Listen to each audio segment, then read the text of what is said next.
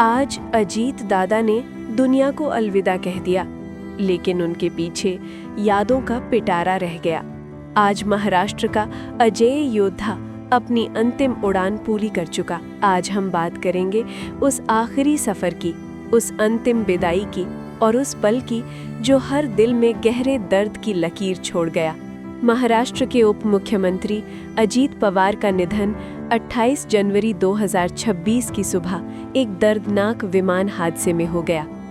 बारामती के पास उनका chartered plane landing के दौरान क्रैश हो गया, जिसमें वो और विमान में मौजूद अन्य लोग शहीद हो गए।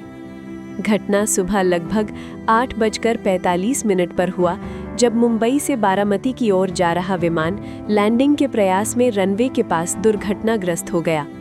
विमान में कुल 5 लोग सवार थे, जिनमें डिप्टी सीएम, उनके पीएसओ, एक अटेंडेंट और 2 क्रू मेंबर्स शामिल थे। सभी की मौत हो गई। दुर्भाग्यपूर्ण हादसे की खबर मिलते ही राजनेता, सामाजिक कार्यकर्ता और आम जनता शोक में डूब गए। प्रधानमंत्री नरेंद्र मोदी, राज्य के मुख्यमंत्री देवेंद्र फडणवीस, उप मुख्यमंत्री एकनाथ शिंदे सहित शीर्ष नेताओं ने दुख व्यक्त किया और परिवार के प्रति संवेदनाएं भेजी। राष्ट्रपति द्रौपदी मुर्मू ने भी इसे देश के लिए क्षति बताया और कहा कि पवार को उनकी सेवाओं के लिए याद किया जाएगा। अजीत पवार का अंतिम संस्कार बारामती में ही किया जाएगा। उनके पार्थिव शरीर को सबसे पहले विद्या प्रतिष्ठान के परिसर में रखा जाएगा, ताकि जनता और समर्थक उनके अंतिम दर्शन कर सकें।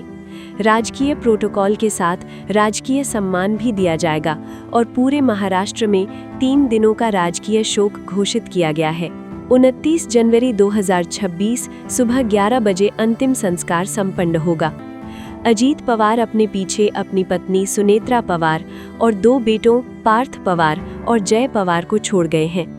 पारिवारिक परंपरा के अनुसार बड़े बेटे पार्थ पवार ही अंतिम संस्कार के कर्म को पूरा करेंगे और पिताजी को मुखाग्नि देंगे।